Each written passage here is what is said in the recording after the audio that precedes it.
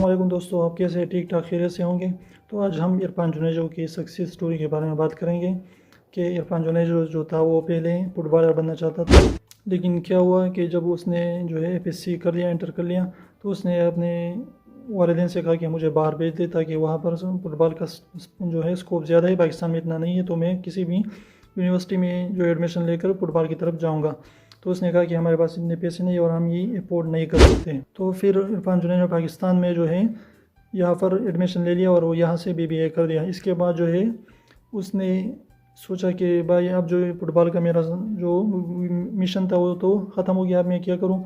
तो उसने क्या कर दिया कि उसने अपना यूट्यूब चैनल स्टार्ट कर दिया और उसके साथ जो है एमबीए भी करने लगा और उसने अपने यूट्यूब चैनल को स्टार्ट कर दिया। यूट्यूब चैनल को स्टार्ट करने के बाद जो है वो क्या करने लगा कि वो व्लॉगिंग करने लगा। कराची का है इरफान जुनैन जो, तो व्लॉगिंग करते हुए उसने तकरीबन 30 दिन मुसलसल रेगुलरली हर एक दिन वीडियो अपलोड कर दी और वो जिस भी खूबसूरत इंटरेस्टिंग चीज़ें उसकी ज़िंदगी में थी वो सारे के सारे वो कैमरे में रिकॉर्ड करता रहा और अपलोड करता रहा। आप जाइए और जुनैन जो सर्च करिए यूट्यूब पर, बहुत खूबसूरत जो है वीडियोस बनाता है। तो उसको क्या हो गया कि एक महीने के अंदर अंदर उसको 1000 सब्सक्राइबर मिल गए, क्योंकि उसकी जो है कंटेंट अच्छी थी, क्वालिटी अच्छी थी और खूबसूरत इंगेजिंग उसकी वीडियो थी। एक दफ़ा जब इरफान जुनैन का आपने एक वीडियो देख लिया तो आप चाहेगा आपका दिल कि मैं उसके सारे के सारे वीडियोस जो है वो देख डालूं।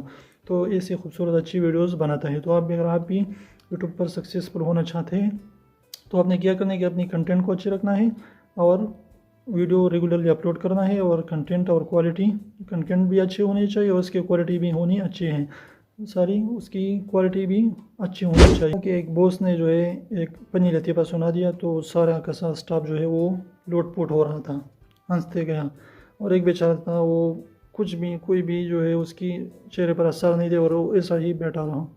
तो बॉस ने कहा कि क्या हुआ भाई, आपको मेरा लतीफ़ा समझ में नहीं आया। तो उसने कहा कि मुझे समझ में आ गया है, लेकिन मैं इससे पादिल चुका हूँ।